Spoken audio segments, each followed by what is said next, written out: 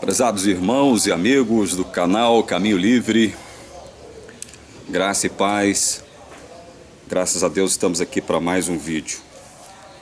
Antes de mais nada, gostaria de agradecer a dois irmãos que se dispuseram a doar os livros que eu pretendo enviar ao Salvador de Oliveira Sanjay, lá da cidade de Huambo, em Angola. Ele é um jovem de 20 anos, não tem condições de comprar livros, já se reúne lá em Huambo, na cidade dele, com alguns jovens da sua comunidade. Estão estudando a Bíblia e querem se aprofundar no conhecimento do Evangelho. Eu como não tenho condição de fazer essa doação agora, eu trouxe o caso até ao conhecimento dos irmãos aqui da TV Caminho Livre. Duas pessoas se prontificaram a fazer a doação. Um é o Luiz Sotti, lá de Paris, e o outro é o Ederson. Eu não sei de onde é o Ederson, ele não me disse. Mas antes de mais nada, eu gostaria de louvar o nome de Jesus, porque essas duas pessoas, esses dois irmãos, esses dois amigos aqui do canal, se prontificaram, se dispuseram a fazer a doação lá para o jovem Salvador de Oliveira Sanjay, lá de Angola. Só estou aguardando ele me enviar o seu endereço completo para que eu possa providenciar aí o envio desses livros, né? Através, evidentemente, dos irmãos que irão doar, ok? Amados, no último vídeo eu falei sobre um tema muito espinhoso, muito delicado, profundo, amplo, complexo, cheio de detalhes, né? E nós não podemos deixar nenhuma ponta solta com relação a esse assunto, porque é um assunto muito profundo. Como eu disse no meu último vídeo, é um assunto que vem sendo debatido, discutido, analisado, estudado há eras e eras, né? Questão de séculos. A questão da existência de Deus, a questão da existência do mal, Deus predestina ou não a história, predestina ou não as pessoas. Nós discutimos alguns detalhes a respeito dessas questões no meu último vídeo. E nós ficamos aqui cerca de 1h20 discutindo sobre esses assuntos. Evidentemente, muitos irmãos que advogam a teologia arminiana, a teologia pelagiana, a teologia semi-pelagiana, a teologia semi-arminiana, a teologia arminiana wesleyana, não concordam com isso. E o interessante, sabe o que é mais interessante ainda? É que eles se utilizam dos mesmos versículos, dos mesmos textos, retirado dos seus contextos, dos seus respectivos contextos. São textos que nada dizem a respeito de Deus não pré-ordenando, não predestinando, né? São textos que nada dizem a esse respeito. Também são textos que não dizem nada positivo em relação a um suposto livre-arbítrio. Nós discutimos já isso muito aqui na TV Caminho Livre. Agora, é evidente como é um assunto complexo e amplo, a gente vai ter que repassar por esse assunto ainda por muitas e muitas vezes, né? Por inúmeras vezes. Eu não sei nem quantificar isso, porque vira e mexe nós vamos ter que estar debatendo, discutindo, analisando aspectos desse assunto que é muito profundo, mas muito profundo mesmo. Antes de mais nada, eu gostaria agora de chamar a sua atenção para um dos textos que nós lemos no nosso último estudo. É só a título de introdução que eu quero ler com os irmãos de novo, como eu fiz no meu estudo passado, Romanos capítulo 8. Romanos capítulo 8 e o verso 28. Romanos 8, 28. Sabemos que todas as coisas cooperam para o bem daqueles que amam a Deus, daqueles que são chamados segundo o seu propósito. Quando o apóstolo Paulo diz que nós que pertencemos ao povo de Deus, nós que cremos em Jesus, nós que fomos chamados, sabemos, mas sabemos como? Como é que nós sabemos, olha só, que todas as coisas cooperam para o bem daqueles que amam a Deus? Quando Paulo diz aqui todas as coisas, ele está ampliando o sentido do texto. São todas as coisas mesmo, coisas boas e coisas más, coisas não tão boas, coisas não tão más, todas as coisas, de um modo que nós, veja bem, nós sabemos, mas nós só não temos como explicar, esmiuçar, detalhar isso. Nós sabemos que todas as coisas convergem, contribuem, cooperam para o bem dos que amam a Deus. Mas não sabemos explicar isso. Nós não sabemos explicar. Nós só sabemos que isto é uma verdade.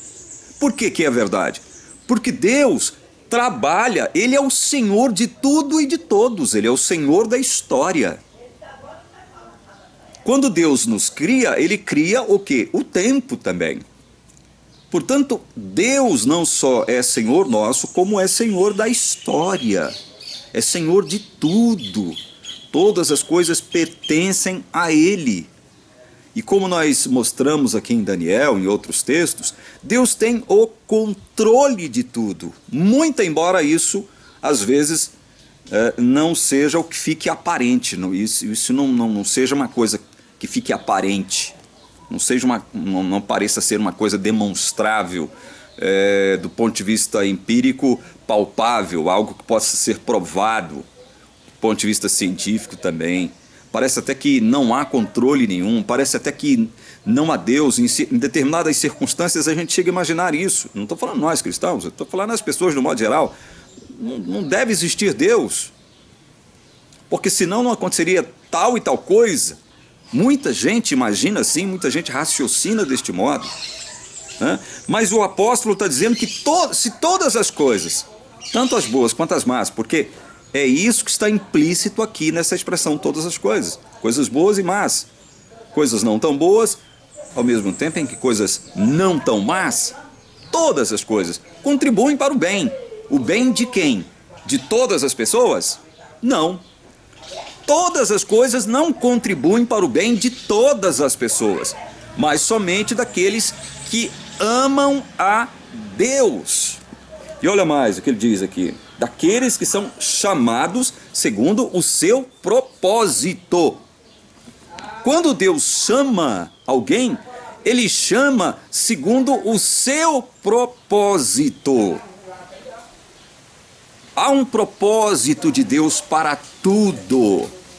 Há um propósito de Deus para todas as coisas. Nós não temos como explicar isso, mas nós sabemos que Deus intervém na nossa história, né? Ele mexe com os acontecimentos, Ele intervém nos acontecimentos, nos fatos, de um modo misterioso, de um modo inexplicável. Nem o maior PhD, nem o maior gênio em teologia conseguirá explicar isso. Tem condições de explicar isso. O próprio Paulo, aqui em Romanos capítulo 11, nos diz que o conhecimento de Deus é insondável, inescrutável. É algo que não se pode sondar, é algo que não se pode perscrutar. Não tem como você alcançar o conhecimento de Deus, porque Deus é infinito e nós somos finitos. Deus se revelou através da natureza? Sim. Se revelou através das coisas criadas? Sim. Mas nesta revelação das coisas criadas, nessa revelação de Deus das coisas criadas, o próprio Paulo aqui em Romanos fala sobre isso, né, que Deus se revelou através dessas coisas criadas. Só que esta revelação natural, ela não trata de uma obra especial de Deus no sentido de salvar a humanidade. Essa revelação especial de Deus contida na natureza não fala que Deus nos ama, que Deus é justiça. A única revelação que trata do amor de Deus, da justiça de Deus, das obras de Deus, é essa revelação aqui, a revelação especial, contida na Bíblia, a Bíblia Sagrada. Nós temos que entender que muitas coisas fogem ao nosso entendimento, fogem à nossa compreensão, transcendem o nosso entendimento, transcendem a nossa compreensão. As coisas não são fáceis de serem explicadas, muitas coisas não são fáceis de serem explicadas. Muitas delas nós não vamos entender aqui nessa dimensão. Não entenderemos. Agora, uma coisa é certa: Deus é o Senhor de tudo e de todos, Deus é o Senhor da história, Ele está no controle de tudo. E quando Ele acha oportuno, Ele intervém. Ele intervém. E nós raciocinamos aqui com base na questão do livre-arbítrio, não foi? Porque o arminiano, o pelagiano, o semi-arminiano, o semi-pelagiano vai dizer que, apesar de Deus ser todo-poderoso, ele encontra o seu limite quando ele trata da questão do livre-arbítrio humano. Deus é auto-impedido, ou seja, ele impede-se a si mesmo de intervir no livre-arbítrio humano. Primeiro, que livre-arbítrio não existe. Segundo, que nada pode deter o propósito de Deus. Isso é uma coisa tão patética, tão ridícula, tão mesquinha, tão medíocre, falar isso a respeito de Deus. E usar textos fora dos seus respectivos contextos para tentar justificar isso. Isso é mais patético ainda. Muito mais patético. E aqui eu não quero ofender ninguém que advogue isso, não. Eu estou falando que é esse entendimento, essa teoria, essa ideia, essa orientação teológica, ela é medíocre, ela é patética. Assim como você acha satânica a teologia que eu defendo, que é a reformada, calvinista, tem muita gente que acha satânica. Se você tem o direito de taxar, de qualificar, de rotular a teologia na qual eu creio, que é bíblica, 100% bíblica, de satânica, então obviamente eu tenho o direito de taxar, de rotular a sua teologia de medíocre, de patética, pobre, ridícula. É assim que é.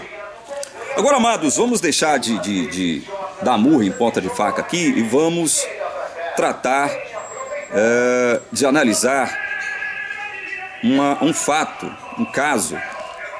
Vamos fazer uma espécie de estudo de caso aqui agora, né? Para isso vamos abrir a nossa Bíblia em Gênesis, capítulo 37. Gênesis capítulo 37, abra aí.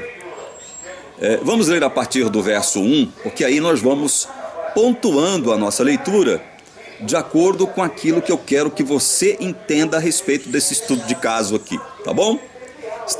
Vamos tratar aqui agora de José do Egito, uma história muitíssimo conhecida, muito contada para as crianças, né? Nas escolas dominicais, enfim. É uma história universalmente conhecida. Gênesis 37, a partir do verso 1, então nós lemos o seguinte: Jacó habitou na terra das peregrinações de seu pai, na terra de Canaã. Esta é a história de Jacó. Quando José tinha 17 anos, apacentava os rebanhos com seus irmãos, sendo ainda jovem. Acompanhava os filhos de Bila e os filhos de Zilpa, mulheres de seu pai, e trazia más notícias deles a seu pai. José é uma espécie de repórter, né? José era uma espécie de repórter ali do grupo, né? Tudo que acontecia ali, ele tomava nota e ia transmitir a seu pai. Ora, Israel amava mais José do que todos os seus outros filhos, porque era filho da sua velhice, e mandou fazer para ele uma túnica talar de mangas compridas. Quando seus irmãos viram que o pai o amava mais do que todos os outros filhos, odiaram-no e já não podiam falar com ele de forma pacífica. José teve um sonho e o contou aos seus irmãos, por isso o odiaram ainda mais. Ele lhes disse: peço que ouçam o sonho que tive.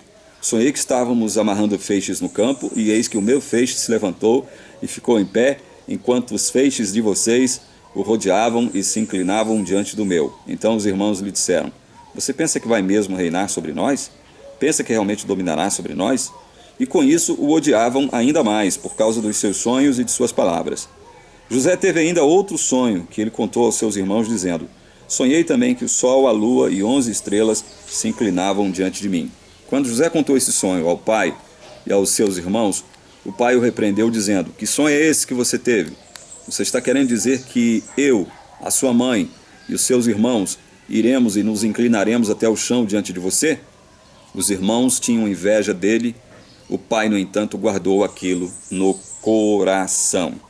Amados, vejam aqui que José teve 2 sonhos. E estes 2 sonhos foram como que uma espécie de gatilho, né?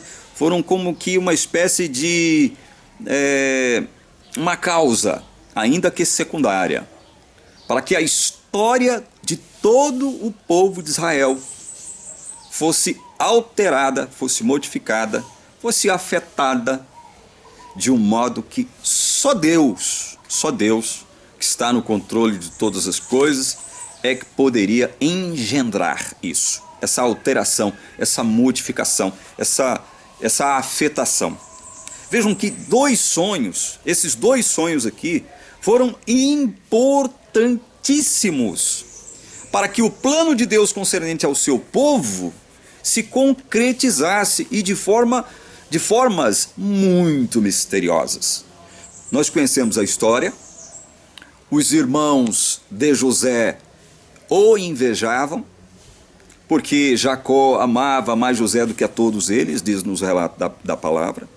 Então José tem esses 2 sonhos, que são interpretados como que colocando José numa posição de quê? De liderança, como que colocando José numa posição privilegiada em relação não só a seus irmãos, bem como a toda a família. José seria uma espécie de guia, de líder, de pastor de toda a família. E os irmãos, ao interpretarem, tanto os irmãos quanto os pais de José, ao interpretarem estes 2 sonhos desta forma, ficaram muito ressentidos com relação a isso. De tal modo que estes 2 sonhos serviram como gatilho para que os irmãos de José praticassem maldades com relação a José. Nós vemos isso aqui no próprio restante do texto de Gênesis, por exemplo, aqui ó, em Gênesis 37, a partir do verso 17, para a gente ganhar tempo, o homem respondeu: foram embora daqui. Eu vi quando disseram, vamos a Dotã. Então José seguiu atrás dos irmãos e os encontrou em Dotã. De longe, eles o viram e antes que chegasse, conspiraram contra ele para o matar. Então quer dizer que José vai atrás dos irmãos, é informado de que os irmãos tinham seguido por uma determinada direção, até uma determinada cidade, e ele vai atrás dos irmãos. Quando ele está chegando, os irmãos o avistam de longe e já começam a conspirar contra a vida de José, com a intenção primeira de quê? De matar José. Disseram uns aos outros, verso 19: lá vem o grande sonhador. Venham, pois agora vamos matá-lo e jogar o corpo numa destas cisternas. Diremos que um animal selvagem o devorou. Vejamos em que vão dar os sonhos dele. Mas Rúben, ouvindo isso, livrou-o das mãos deles e disse: não lhe tiremos a vida. Rúben disse mais: não derramem sangue. Joguem o rapaz naquela cisterna que está no deserto e não lhe façam mal. Rúben disse isto para o livrar deles, a fim de levá-lo de volta ao pai. Vejam que, olha, há uma conspiração, há um plano. E o plano primeiro vamos tirar a vida de José, vamos matar José. Vamos tirar a vida dele, vamos matar ele, vamos acabar com essa história. Um irmão se dispõe a conter, a não permitir que este plano avance, que ele se desenvolva, o plano de matar José. Mas mesmo assim, veja só como são as coisas. Mesmo não permitindo que o plano de matar José avance, ele sugere uma outra maldade, que é jogá-lo numa cova, numa cisterna, sem água, sem uma cisterna rasa, sem água. Vejam que ele livra o irmão de um mal maior, né? E sugere um mal aparentemente menor ali para ele. Ok, aí os irmãos consentem com Rúben, né? E o lançam lá naquele buraco, né? Naquela cisterna, sem água. Só que aí, eles ao virem uma caravana de mercadores passar, tiveram a excelente ideia de vender José para aqueles mercadores. E, evidentemente, olha, além de se livrar de José, eles lucrariam, né? Venderam José e ainda lucrariam com isso. José, então, é vendido, nós conhecemos a história. Ele depois, diz aqui o capítulo 39, a partir do verso 1, José foi levado para o Egito e Potifar, oficial de Faraó, comandante da guarda egípcio, comprou-o dos ismaelitas que o tinham levado para lá. Então José é vendido mais uma vez, desta vez para o capitão, o comandante da guarda egípcia, né? E nós conhecemos a história. A mulher desse comandante se engraça por ele, né? Tenta levá-lo para a sua cama a cometer adultério. Ele se recusa, ele de forma alguma aceita a sugestão da mulher adúltera. A mulher arma uma trama contra ele, uma armadilha contra ele, né? Porque José sai correndo e as suas roupas ficam de posse dessa mulher, que começa a gritar e a dizer o seguinte: olha, ele tentou me deitar comigo na marra, tentou me estuprar aqui, esse homem não é digno da confiança de ninguém. E ela faz esse mesmo relato para o seu marido quando chega, né? Resumo da ópera, nós já conhecemos a história. José é lançado na cadeia, né? Vai para o cárcere. Lá ele ganha a confiança do carcereiro, né? Ganha a confiança do carcereiro e passa a obter ali o favor do carcereiro, porque o carcereiro percebeu que José era uma boa pessoa, né? Percebeu que José não era nada daquilo que estavam falando a respeito dele. José era uma boa pessoa, homem íntegro, né? E aí o que acontece? Olha só como é interessante essas histórias. Primeiro nós tivemos dois sonhos. José tem dois sonhos. E agora, o que acontece? Veja só, vamos ler aqui em Gênesis, do capítulo 40, verso 1 em diante. Passadas estas coisas, aconteceu que o copeiro e o padeiro do rei do Egito ofenderam o seu senhor, o rei do Egito. O faraó indignou-se contra os seus dois oficiais, o copeiro-chefe e o padeiro-chefe, e mandou prendê-los na casa do comandante da guarda, no cárcere onde José estava. O comandante da guarda os deixou aos cuidados de José para que os servisse, e por algum tempo estiveram na prisão. E os dois sonharam. Olha só, nós temos dois sonhos primeiro. José tem dois sonhos. E agora, o copeiro e o padeiro do faraó, que estavam presos, cada um tem um sonho. Quer dizer que acontecem mais dois sonhos aqui. E os dois sonharam, cada um seu sonho, na mesma noite. Cada sonho com seu próprio significado. O copeiro e o padeiro do rei do Egito, que se achavam encarcerados. Olha só que interessante isso. E aí, evidentemente, eles queriam que José os ajudasse a interpretar os sonhos, aqueles dois sonhos. Olha o verso 8, segunda parte. José lhes disse: não pertencem a Deus as interpretações? Contem-me o sonho que tiveram. E aí o copeiro-chefe relata aquilo que ele havia sonhado, e o padeiro-chefe da mesma forma. Só que o destino de um é diferente do outro. É bem diferente. O destino de um é ser restabelecido à sua posição privilegiada junto à corte de Faraó. Já o destino do outro, né, seria a morte, a condenação. Dois destinos contrários aqui, né? O do copeiro-chefe sendo restabelecido a sua posição privilegiada anteriormente. A do padeiro sendo condenado à morte, né? E olha, gente, depois de José ter interpretado esses dois sonhos, o que aconteceu? O tempo passou, o padeiro-chefe foi morto, como José havia predito, na interpretação do sonho. E o copeiro-chefe esqueceu-se de José. O tempo passou, o copeiro-chefe esqueceu de José e ficou por isso mesmo. Só que, mais uma vez, mais um sonho vem à tona. Olha o capítulo 41. Passados 2 anos completos, Faraó teve um sonho, e eis que estava em pé junto ao rio Nilo. Gente, por que eu estou fazendo questão de citar isso aqui, dando ênfase aos sonhos? Porque é muito interessante essa história de Deus não predestinar, não pré-ordenar nada, não pré-determinar nada. É muito engraçado essa história, né? Muito engraçado. Ao mesmo tempo em que Deus está limitado por si mesmo a não intervir no nosso suposto livre-arbítrio. É muito engraçado essa história. Porque o que a gente percebe na Bíblia é justamente o contrário.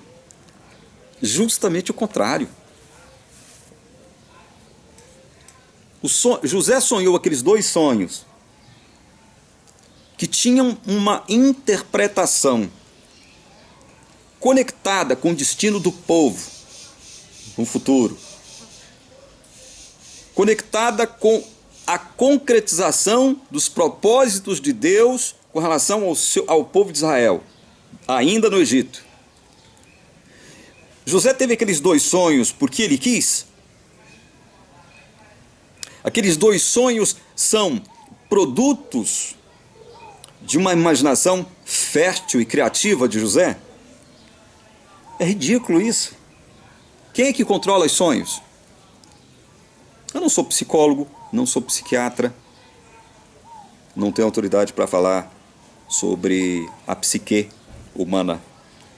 Mas algumas coisas são tão claras, tão evidentes, que não é preciso ter um diploma de psicologia ou psiquiatria na parede para poder entender. Isso que eu estou afirmando é fato. Ninguém controla sonho. Ninguém controla os sonhos. Ninguém vai dormir dizendo assim: esta noite eu vou sonhar com tal e tal coisa. Essa noite eu vou sonhar indo para tal e tal lugar. Isso é bobagem. Isso não existe. Quem foi então que produziu os primeiros 2 sonhos de José? Quem foi? Quem foi o autor destes sonhos? Quem foi que produziu os sonhos do copeiro e do padeiro do faraó? Quem foi que produziu os 2 sonhos desses 2 homens? Quem foi? E por último, quem foi que produziu o sonho de Faraó? Eu só não vou entrar nos detalhes aqui porque a gente está ganhando tempo. A gente precisa ganhar tempo e vocês conhecem a história é por demais conhecida. Se vocês quiserem, depois do estudo, abram as vossas Bíblias e leiam a partir do capítulo 37 até o final. Vocês vão ver no que vai desembocar isso tudo. Vocês vão ver no que vai desembocar estes 5 sonhos. Vocês vão ver de que forma maravilhosa e espetacular Deus interveio na história do povo de Israel através de 5 sonhos. 5 sonhos. É óbvio que Deus é o Senhor disso. Deus tem o poder, a autoridade, não de violentar a nossa consciência. Não é isso que Deus faz. Porque os arminianos, os pelagianos, semi-pelagianos e semi-arminianos vão dizer o seguinte: não, se Deus intervir, de algum modo ele estará violentando o nosso livre-arbítrio e Deus não faz isso. Ora, Deus não violenta absolutamente nada, não, até porque Deus é soberano, ele tem toda a autoridade de fazer o que ele quer. Portanto, nós não podemos interpretar uma ação de Deus como tirânica, uma ação violenta, como se Deus estivesse estuprando a vontade de alguém, estuprando o livre-arbítrio de alguém, violentando o livre-arbítrio de alguém. Não é assim, as coisas não são assim. Como me disse um irmão, a quem eu respondi no meu vídeo passado, um irmão, apesar de eu não conhecê-lo, eu tenho muito respeito por ele, um ex-adventista, o irmão Hélio, que me respondeu. Fiz a pergunta para ele, ele me respondeu. com relação ao determinismo calvinista, né? Aí ele me respondeu utilizando-se dos mesmos argumentos que eu ouço há mais de 30 anos, os mesmos versículos retirados do seu contexto, e deixando a entender o seguinte: não estou criticando o irmão Hélio, estou defendendo o meu posicionamento em relação ao dele, assim como ele defende o dele em relação ao meu pensamento. É como se eu, que sou reformado, não cresse que Deus é amor,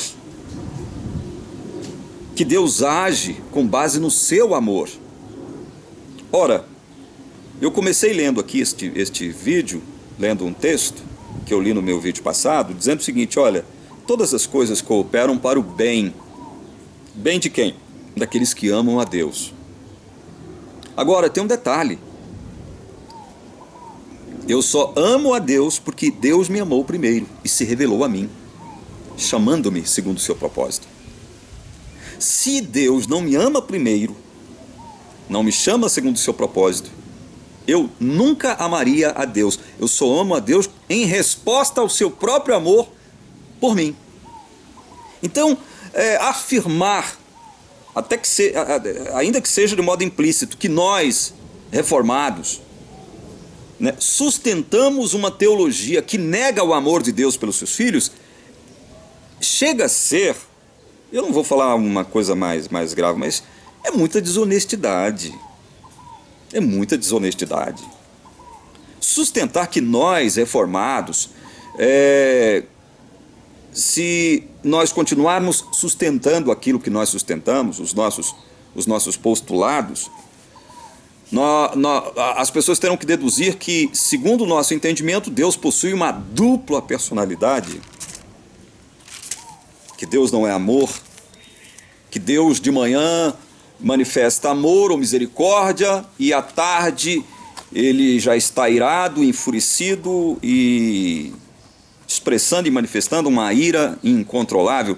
Ora, meu Deus do céu! São argumentos que, infelizmente, eu não tenho como respondê-los. Eu só posso respondê-los de forma categórica, de forma honesta, indo para a Bíblia. Não adianta ficar batendo boca, porque o arminiano vai sempre falar contra a teologia reformada, e a teologia reformada vai sempre depor contra a teologia arminiana. E eu já disse aqui, repito mais uma vez, eu já disse muitas vezes e quero repetir mais uma vez: quando eu defendo a teologia reformada, eu não quero dizer com isso que todo arminiano está perdido e que todo reformado está salvo. Não é isso que eu quero dizer. Eu não quero dizer que todo arminiano é ruim, é mau, e que todo reformado é bom, é uma pessoa justa. Não. Existem frutos podres, tanto de lá quanto de cá. Tanto de lá, do lado dos arminianos, quanto de cá, no lado dos reformados.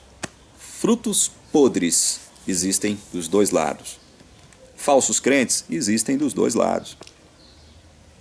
Agora, eu já fui arminiano, e hoje, se eu defendo a teologia reformada aqui da forma como eu faço, é porque depois de mais de 25 anos estudando, eu nunca consegui fechar a teologia arminiana. Ela nunca fechou para mim. Assim como nunca fechou na vida de milhões de pessoas ao redor da Terra. Ela nunca fecha, ela nunca bate. E por isso hoje eu sou um cristão que defendo a teologia reformada, justamente porque a teologia reformada é a mais coerente com a palavra de Deus. É aquela que mais se aproxima de toda a verdade revelada. De toda a verdade revelada. Voltemos ao nosso estudo de caso. Nós conhecemos a história de José. Os irmãos praticam males para com José. Surram José, dão uma sova nele, ele quase morre. Jogam José numa cova, isso porque Rúben interveio. Rúben interveio. Agora vocês acham que quem foi que atuou na consciência de Rúben, o irmão mais velho deles, para impedir que os demais irmãos matassem a José? Porque o plano original era matar José. Quem vocês acham que interveio, que influenciou a consciência de Rúben no sentido de impedir que o plano dos irmãos se desenvolvesse até o ponto de matarem o irmão mais novo, José? Quem vocês acham que influenciou Rúben a conter aquele plano, a impedir aquilo? É óbvio que foi Deus, só há uma resposta para isso. Deus se utilizou de Rúben, né? Para quê? Para que o seu propósito se cumprisse. E até aqui, muita gente fala, olha, eu não estou vendo propósito nenhum nessa história. É lógico, a gente ainda não terminou ainda de contar toda a história. Nós estamos fazendo aqui uma espécie de análise da narrativa, não é? Ainda não chegamos no seu final. Mas o certo é que José apanha, que só um coitado. É jogado numa cova para morrer ali. Aí os irmãos, vendo a caravana de mercadores passando, não, vamos vendê-lo para os mercadores. Né? Além de livrarmos dele, nós vamos lucrar, né? com o sumiço dele, e vamos mentir para o nosso pai que ele morreu. José é vendido. Vai parar na casa do comandante da guarda do faraó. Lá, né, quando tudo parecia ir bem, porque o comandante da guarda confiava nele, né, deu liberdade total na casa dele, ele era uma espécie de mordomo da casa do comandante da guarda. A mulher diabólica dá de cima do coitado do José, né, arma uma trama sórdida para cima dele, de tal forma que ele, mesmo sem praticar mal algum, porque até agora eu não vi mal nenhum sendo praticado por José para que José sofresse da forma como ele estava sofrendo. Não fez absolutamente nada de mal para sofrer desse tanto. E aí lá vem a mulher armar uma trama, né, sórdida, já que José havia se recusado a se deitar com ela. Resultado, José vai para a cadeia. Vai para a cadeia. Não fez nada de mal, pelo contrário, só o bem. Lá na cadeia ele ganhou o favor do carcereiro. E aí é o seguinte, o que acontece lá? Ele interpreta 2 sonhos de 2 colegas de cela. Os sonhos se cumprem, a interpretação de José se cumpre. Um é restabelecida a sua posição privilegiada, o outro é morto, conforme a interpretação de José. Aquele que foi beneficiado pela interpretação do sonho, que é o copeiro do faraó, se esqueceu de José. Passaram-se 2 anos e, olha, ele nem lembrava de José lá na cadeia, não. Aí o que Deus faz para cumprir o seu propósito? Que até agora, nesse trecho que nós consideramos aqui da palavra de Deus, esse propósito está obscuro. Ele está implícito apenas. Ele não está claro, não está explicitado, não foi expresso. Mas aí o que acontece? Deus produz mais um sonho, desta vez no próprio faraó, e a gente já conhece a história, né? Haveriam ali 7 anos de fartura e 7 anos de miséria, né? Por conta da interpretação deste sonho, por conta dos resultados que fizeram com que o faraó se precavesse com relação aos anos de miséria, enchendo, né, os seus celeiros de comida, de fartura, evitando assim que muitos egípcios morressem de fome, que a nação passasse por um período de miséria extrema.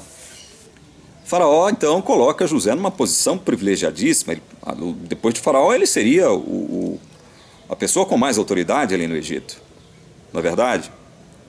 Olha só, gente, por que eu estou contando essa história? E me atendo a esses pequenos detalhes, que aparentemente não tem sentido nenhum, tem nada a ver.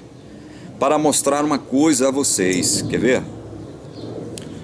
Abram em Gênesis capítulo 50. Gênesis capítulo 50.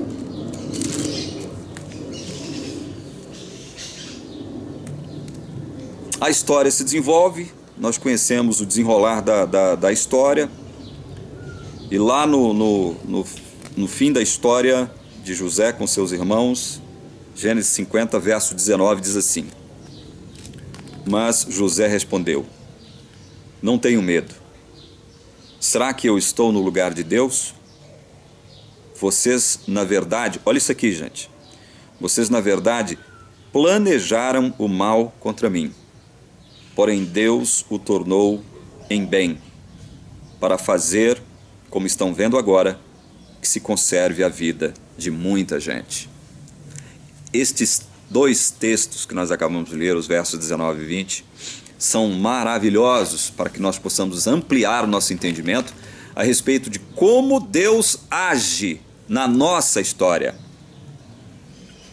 Quem somos nós diante de Deus e como Deus age na nossa história? Estes dois textos são maravilhosos, constituem uma chave para abrir o nosso entendimento para isso. Vejam, verso 20, José dizendo para os seus irmãos que estavam temerosos de que José fosse vingar-se deles agora, já que José era o manda-chuva logo depois do faraó. Verso 20, vocês, na verdade, planejaram o mal contra mim. Lembram-se de Romanos 8, 28, que eu li aqui no início do nosso vídeo? Todas as coisas contribuem para o bem daqueles que amam a Deus. Todas as coisas. Inclusive o mal? Inclusive o mal. Olha aqui, olha o verso 20. Vocês, na verdade, diz José para os seus irmãos, planejaram o mal contra mim. Porém, Deus o tornou em bem. Todas as coisas contribuem para o bem daqueles que amam a Deus, que foram chamados segundo o seu propósito. Todas as coisas contribuem para o bem. Olha, até o mal, como aconteceu aqui no caso de José, sim, até o mal. Até o mal contribuiu para o bem, não só de José, bem como de todos os seus irmãos que haviam praticado males contra ele. O bem foi favorável, esse bem foi favorável, esse bem maior, previsto e pré-determinado por Deus, através das ações más dos irmãos de José, foi favorável a todo o povo de Israel, a todo o povo egípcio. Veja como uma ação de Deus, um propósito de Deus, uma pré-determinação de Deus, um pré-ordenamento de Deus, pode beneficiar inclusive os ímpios, com a graça comum. Isso é graça comum. Né? É quando Jesus diz, olha, o meu sol, ele ilumina ímpios e justos e injustos. A minha chuva cai sobre a cabeça de justos e injustos. Né? A minha chuva molha o chão, rega o chão da terra de justos e injustos. Isso é graça comum. Mas para os seus, aqueles a quem Deus ama, há uma graça especial. E é sobre isso que nós falamos aqui na TV Caminho Livre. Essa graça especial não é outra coisa senão a salvação daqueles que Deus escolheu, dos seus filhos, da sua igreja, do seu povo, por meio da obra de Cristo. Voltemos ao nosso estudo de caso. Deus interveio na história de José ou não? Porque, na verdade, a história de José se confunde aqui com a história do seu próprio povo, o povo de Israel. Deus interveio ou não interveio? Deus interveio, sim. Deus coordenou os fatos de tal forma que o seu propósito santo pudesse se cumprir? Aí alguém pode me perguntar o seguinte, que propósito? Que propósito santo é esse que eu ainda não vi aqui no texto da Bíblia? Que propósito é esse? Que pré-ordenação é essa? Que predestinação é essa que eu ainda não vi aqui? Muito bem, essa é uma boa pergunta. Vamos abrir Gênesis, capítulo 15. Gênesis, capítulo 15.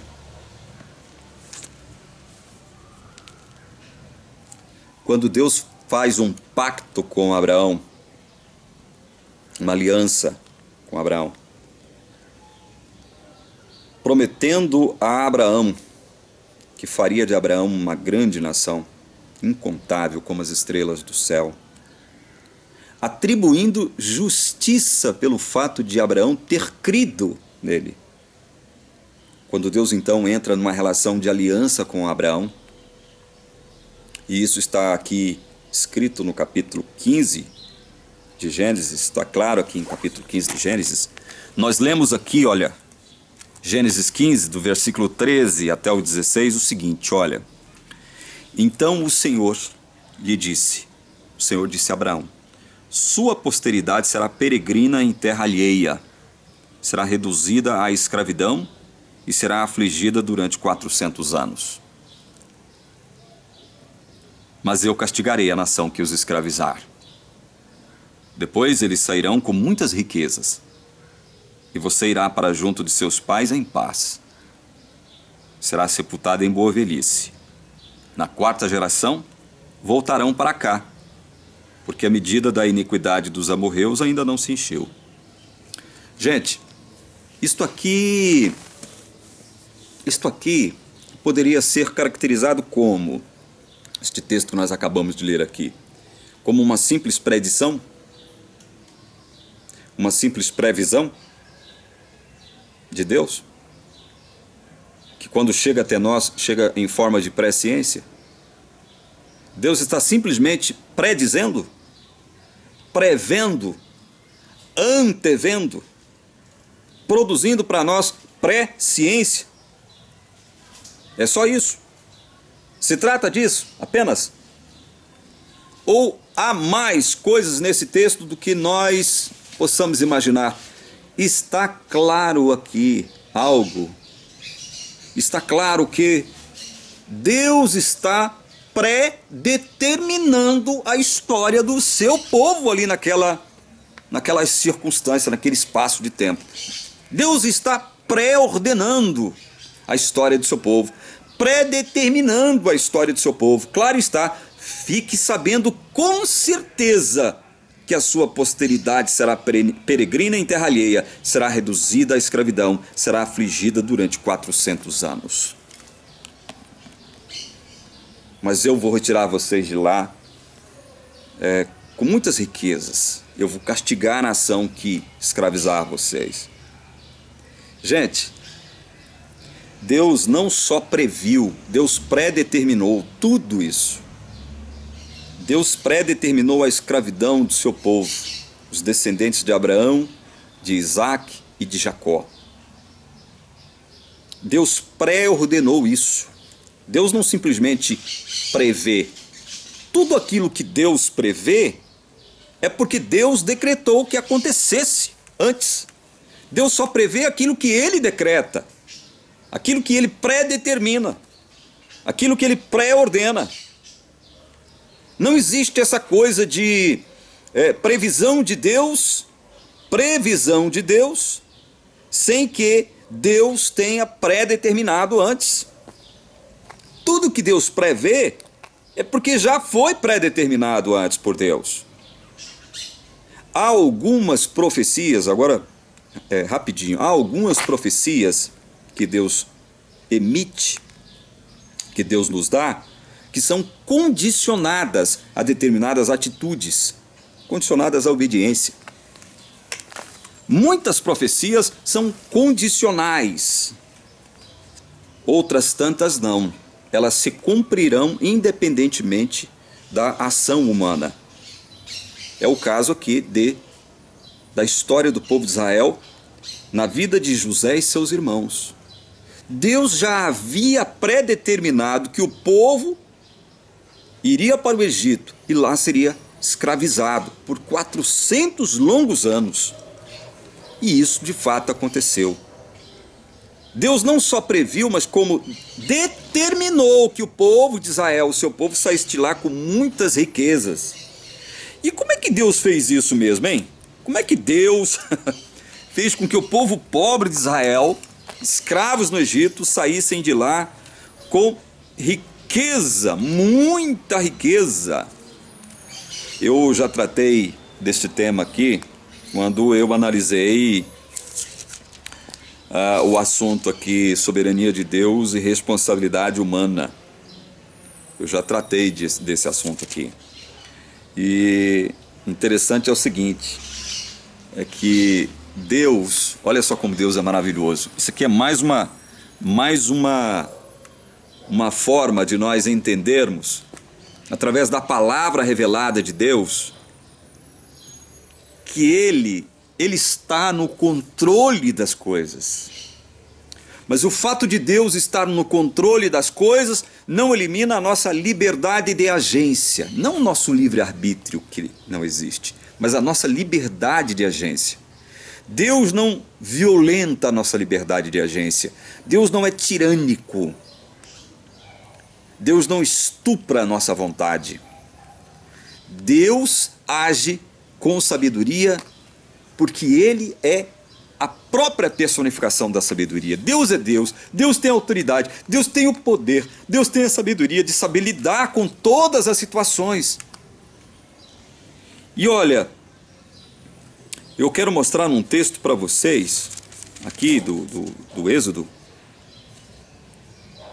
mostrando o seguinte, que esse cumprimento da promessa de Deus, aliás, esta profecia e esta predeterminação de Deus com relação aos filhos de Israel, se cumpriu, porque Deus agiu no coração do povo egípcio, no sentido de, vocês conhecem a história, no sentido de, ao povo, quando o povo pedisse algum tipo de bem para eles, eles concederam prata, ouro, joias preciosas, muitas riquezas, muitos artefatos.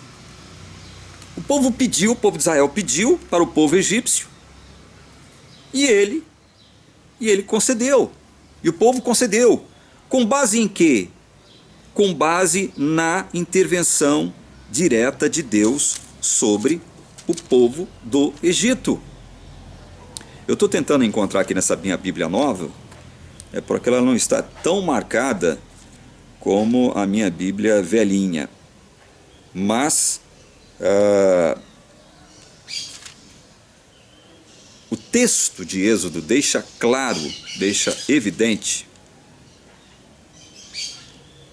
que Deus interveio não só no coração de Faraó, no sentido de endurecê-lo, para não permitir que o povo de Deus saísse rapidamente do Egito, como Deus interveio inclusive no coração do próprio povo do Egito. E olha, eu estou tentando encontrar aqui o versículo, o capítulo e o versículo, mas nessa minha Bíblia nova, como ela não está marcada e eu não decorei o texto, eu não estou encontrando. Mas aqui em Êxodo, há um relato claro de Deus, através de Moisés, mencionando que ele agiria, interviria até no próprio coração do povo do Egito, no sentido de fazer com que o povo do Egito concedesse ouro, pedras preciosas, muitos bens de valor para o povo de Israel. E o povo de Israel saiu do Egito com muita riqueza, uma riqueza incalculável. Eu tenho para mim, inclusive, é óbvio que isso aqui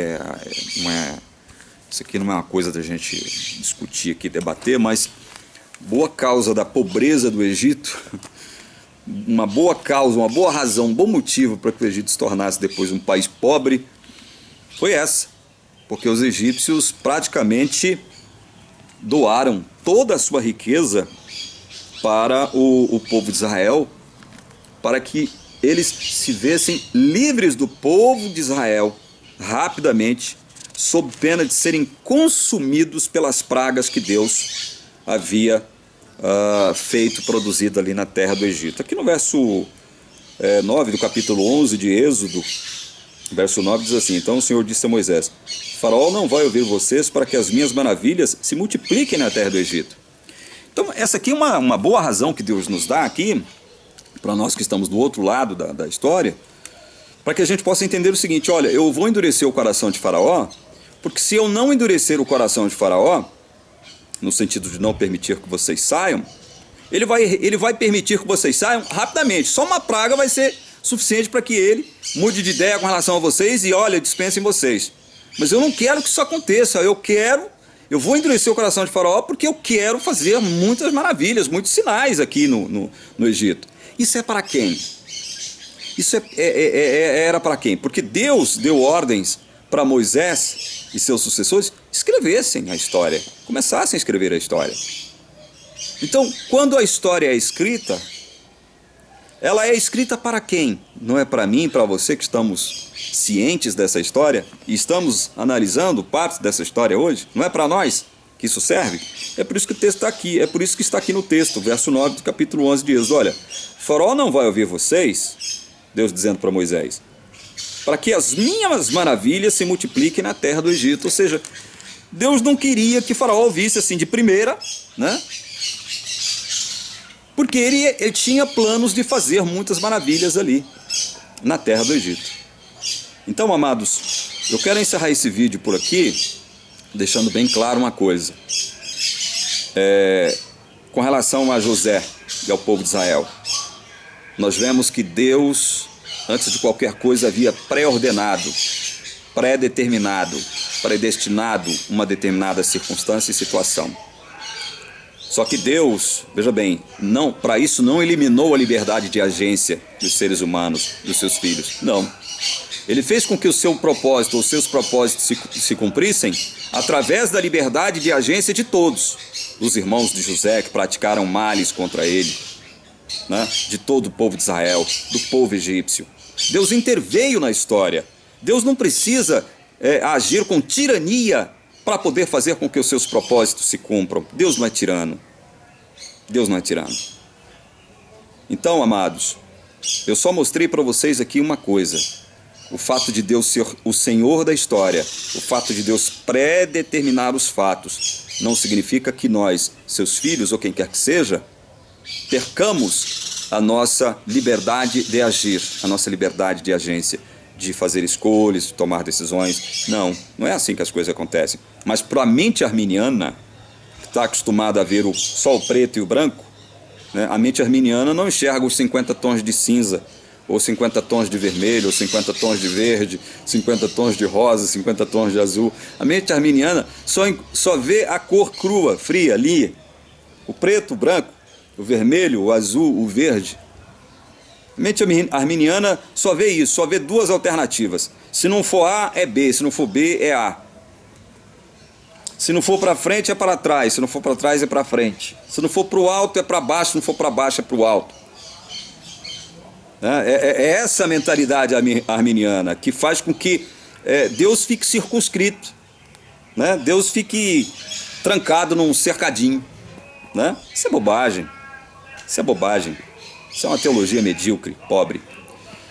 No próximo vídeo nós vamos analisar mais alguns detalhes a respeito dessa verdade maravilhosa. Deus é o Senhor da história, mas mesmo sendo o Senhor da história, Ele não elimina a nossa liberdade de agência, certo?